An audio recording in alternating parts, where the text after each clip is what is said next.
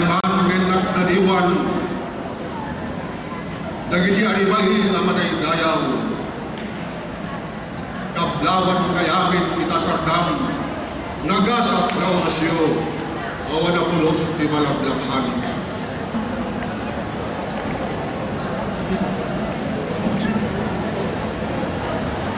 Na kayo dagiti nagasat na uker, anag-rusing di kayo kuwan, rimat tibit ko nyo, nagtangkaya ng kilo na biyanan, ugali ng kababalin, sa gudaya kagwadan, tampok ni Ilocano, tinkiro asa ngalubugan.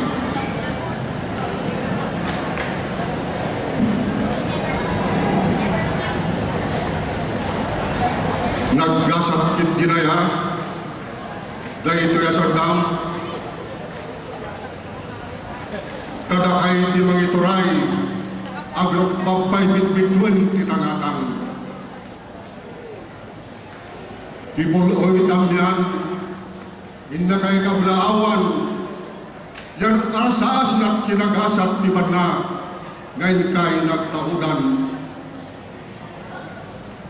Idi sardam nagtagtagay ni Pak, may isang anghel ibig mabakit ko na kanyak, konsepsyon bumangon ka, tenkat sa jaydaya, balasihon ibantay mawakwakar at sumalog ka, masarakang tiling abad na, nagtuwan nagtibay dayaw, nga anak tinaga.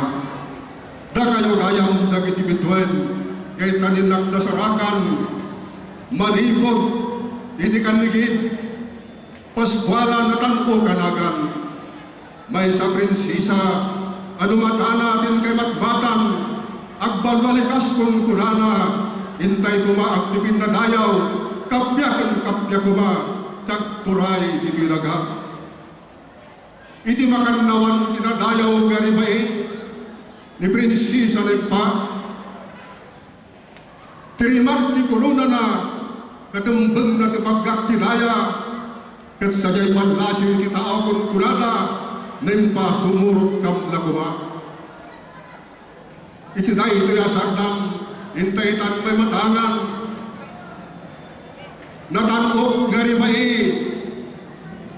kuruna na naindakran, lumatmatak dagiti matana, kas pagkakakarimatan, ay anya na mamalagit ko, na yanakak payala kuma, hindi kalman. May isa anadayaw abalikas, nagtaon ti barugo ko, pagsasaupag amin dagitoy, pero nuy ko iti sa luluyo. Da kayo ita kinatawan, ninatanok kay Ilocano, banwar ti kay Ilocwan, agdanayon day tanagan, kensaklapyot sa kaluhungan, kinagagat ti patanor pamyanan, agbyag ni Ilocano, agbyag ti kay Ilocwan, tada kayo, tinda pagwadan, Diyos tagina kadakayamin at kakadayaw piling naman na.